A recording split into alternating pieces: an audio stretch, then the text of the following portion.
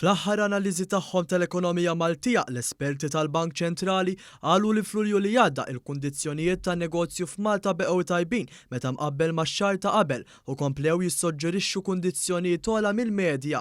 Fi stqarrija l-Bank Ċentrali qal li s-sentiment ekonomiku niżżel xi ftit matul ix-xahar l-aktar minħabba tnaqqis fis-sentiment fl-industrija.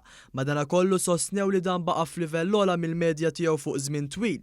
Dwar is-settur turistiku ta' pajjiżna, l-ekonomisti tal-Bank qalu li r-rata annwali ta' tkabbir fl-att ta' turisti li żaru lil Malta u l-infiq tagħhom żdiedet meta mqabbel max-xahar ta' qabel. Bl-istess mod il-volum tal-bejħ bl-imnut kiber fuq is-sena ta' qabel. Il-produzzjoni industrijali żdiedet ukoll f'termini annwali wara tnaqqis f'Mejju. Il-kundizzjonijiet fis-suq tax-xogħol baqgħu favorevoli hekk kif in-numru ta' nies qiegħda rreġistrati u r-rata tal-qatt baqgħu baxxi minn perspettiva storika.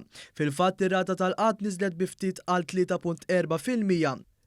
F'Ġunju l-Fond Konsolidat li huwa bbażat fuq dħul u nfiq attwali irreġistra defiċit ikbar meta mqabbel mas-sena ta' qabel. F'Ġunju r-rata annwali tal-inflazzjoni bbażata fuq l-indiċi armonizzata tal-prezzijiet għall konsumatur telet marġinalment għal 1.8%. Ir-rata bbażata fuq l-indiċi tal-prezzijiet bl-imnut li huwa l-kejl aktar relevanti tal-inflazzjoni fil-prezzijiet tal-konsum domestiku baqgħet stabbli fil-livell ta' 1.9%. Mill-analiżi tal-ekonomisti tal-Bank Ċentrali ħareġ ukoll li d-depożiti tar-residenti Maltin kibru b'5.7% matul it-12 xahar sa Ġunju.